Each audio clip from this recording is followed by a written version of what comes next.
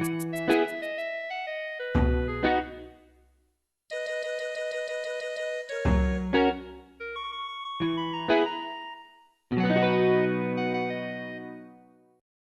commissions. They're said to be one of the best ways to make money when you're just starting up your art career. And I kind of agree. I've done quite a few successful commissions despite the fact that I'm a very small artist. I've done tattoo designs, cartoon illustrations, and even pottery mugs. Yes, I do pottery too. But here's the thing. All of these commissions were from people in real life. I have very little successful experiences when it comes to online commissions. Granted, I don't advertise that I take commissions on any of my social media, but that doesn't mean that people still don't slide into my DMs and ask me to draw stuff for them. And it rarely goes well.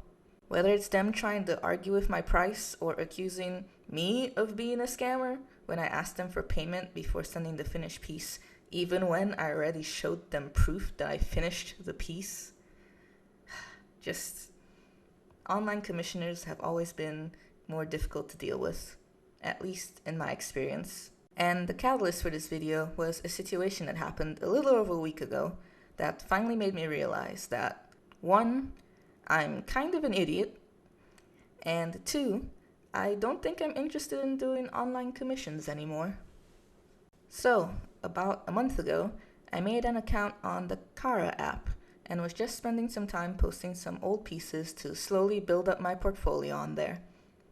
I had just posted a picture of my OC Cassidy, and later that day, I received a comment on that post telling me that they love my art style and asked if I take commissions. At first, I was hesitant due to my previous experiences with online commissioners, but I decided to say yes and went to my DMs. The potential client then suggested we go to Instagram since the Kara app doesn't have the function to send pictures through DMs, and she wanted to send me references. So we switched platforms.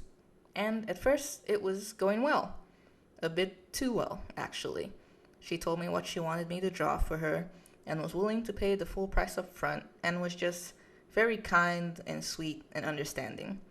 And this had never gone so smoothly before. My cynicism started creeping up. Alarm bells started ringing off in my head that this person was a scammer because it was going way too smoothly. Even for my successful clients, there would at least still be a little bit of like bumps and nicks in the road. But while I was messaging this client, my husband was next to me in the living room, and I told him the thoughts I was having. He asked me if the person had done anything actually suspicious yet, and I said no. He then said, "Well, babe, maybe you just finally got a client that's easy to work with. But if they actually do start seeming suspicious, get out of that chat." And I agreed. I told myself that I was projecting other bad experiences onto this person who did not deserve it, and I decided to keep with it since there were no red flags. Yet. So I got the details of everything she wanted for the commission. She sent me a few references and agreed on the price. She then asked me, "Do you accept PayPal or Zelle?" I replied, "I usually do Cash App. Are you able to get Cash App, or should I get Zelle?" She then requested, "Can you get PayPal? Because that would be easier for me." I told her that I didn't want to use PayPal because I had a few bad experiences with it in the past, but I agreed to get Zelle. Looking back, I know I should have stood my ground and told her, no, I only accept Cash App as my payment method. But my naive, people-pleasing mind told me that inconveniencing the customer any more than I already did is bad. It's a bad thing to make this person take an extra minute to download a very accessible app. So I got Zelle, and soon after, the alarm bells in my head started going off again. See, the bank that I use has a partnership with Zelle, and it's already connected to my account. Once I logged into my bank account and clicked the little Zelle button at the bottom, it would bring up a QR code in which people could scan to send me money. I sent her the QR code, and she said it didn't work. And that's when I started getting a little suspicious again.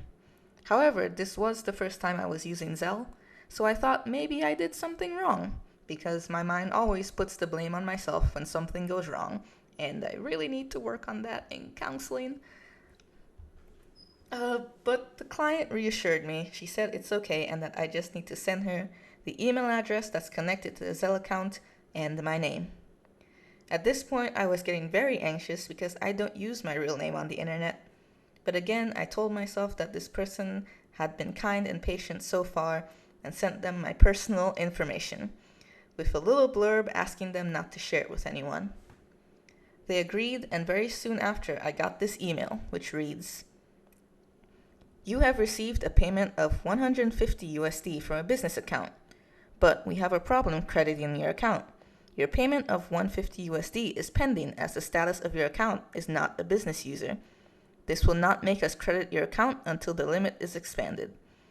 Take these urgent steps to expand your account to a business account. Contact the sender of your account to send in an additional payment of 300 USD. Then your account can be expanded to a business account. As soon as it is done, we will fully credit your account with the sum of 450 USD. Well, that can't be right. I told her that I would call my bank to deal with this, and I did, or at least I tried. But it was like 8 p.m. and my bank had already closed, so I went straight to voicemail. So I was like, okay, I'll do the thing. This feels weird and alarm bells are ringing in my head, but I'm gonna be a dum-dum and do this anyway. And by the way, this isn't even just me saying that in retrospect. In the moment, I was thinking this. At this point, I was like, this is definitely suspicious, but for some reason, I went along with it anyway. I don't even know why at that point. I think I was still kind of gaslighting myself that I was just being too cynical. So I agreed that I would refund her the $300 or whatever, and then I received this email. Congratulations, with many exclamation points and recycling emojis. Your Zelle account has been upgraded to a business account.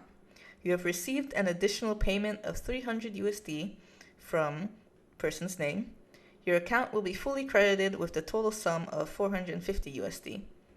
Your funds are now safe with us, and for buyer safety, the additional payment has to be refunded for your account to be fully credited with the total sum of 450 USD. Person's name has chosen to be refunded the sum of 300 USD through Zelle or Apple Pay. First of all, why are there recycling emojis? What's with all the different fonts? I remember opening this email and just being like, what? Also, according to Zelle, I now had to pay this person $300 from my account to hers for me to get my money. Makes no sense. What kind of system is this? So I tell the client that I got the email and ask her for her Zelle email to refund her money, still having this internal battle with myself that something isn't right here. I should get out of this chat like my man said. But also, am I overreacting? Am I just making my negative experiences with online commissions affect me here? So I let her know that I got an email that said the $300 was sent and that it was time for me to refund her. After I sent that message, I closed the chat and sat there trying to think of something to type up. A way to gently let her know that this all seems very weird and sketchy and I wanted to back out of this. But also, what if she was innocent and telling the truth? And wait, she just said she sent me $300. But is that even real? Did she actually send me $300? Isn't this a scam? I don't know. What if she really did send me the money and I back out of it? Does that make me the thief? My wave of anxious thoughts finally got interrupted by an Instagram DM notification. Okay, can you send it through Cash App? And yeah, that did it. I thought you said you didn't have Cash App. Yes, but I set it up just now. So why? Why didn't you just set it up when I first said that I take Cash App? And why would you set it up when we are already using Zelle? Also, didn't that email say that for the transaction to work that I have to send it back through Zelle? How do you not follow the instructions for your own scam? I didn't actually ask her those questions. At this point, I was finally done having an internal battle with myself and 1000% knew that they were a scammer. I full-blown ranted to my husband, and he asked me to pull up those emails that I got from Zelle. He clicked the drop-down button at the From section, and sure enough, it was the most fake email address I had ever seen. I was so mad at myself that I didn't think of checking that. My husband then grabbed my iPad, and I saw in his face that he was ready to go full petty mode and mess with this person. But I just wanted to be done with the situation, so he gave it back to me. I blocked them on both platforms and reported them on Kara, and as far as I know right now, their account has been suspended. Thank God, because this person should not be lurking on a platform full of artists that they could potentially take advantage of. So, I was done with that whole situation, and I was a little upset for like a few minutes, but I got over it pretty quickly. I don't know, I think a huge part of me was kind of glad that my initial gut feeling was right. On the other hand, my husband and another friend that I told about this were both very upset on my behalf. I told them that I was okay, that I'm over it. Really.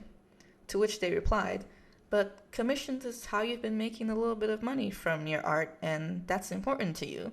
That they tried to steal from part of my livelihood, in which I already didn't make much money. And they're right. What that person tried to do was wrong. But my response to them wasn't that. It was, I hate taking online commissions anyway. Just flew out of my mouth. I didn't think much before saying it, but as naturally as it came out, I knew that I meant it. I hate doing online commissions. It may partially be because of all the bad experiences, but also, even with the few that went well, I always kind of dreaded doing them. I don't know why, it would just stress me out all the time. Which is weird because that doesn't happen when I do commissions for people in real life. Actually, I kind of take that back. Even with a lot of my in-person commissions, I wouldn't really enjoy it.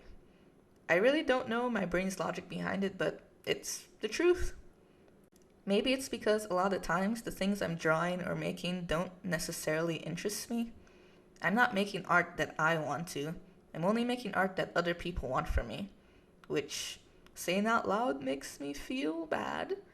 Makes me feel really selfish. Is it? Is that selfish? Anyways, as soon as I admitted to them that I hated taking online commissions, I smiled and went, yeah, you know what? I think I just won't take online commissions anymore. At least not anytime in the near future. Which did not get an enthusiastic response, so to speak, but they understood.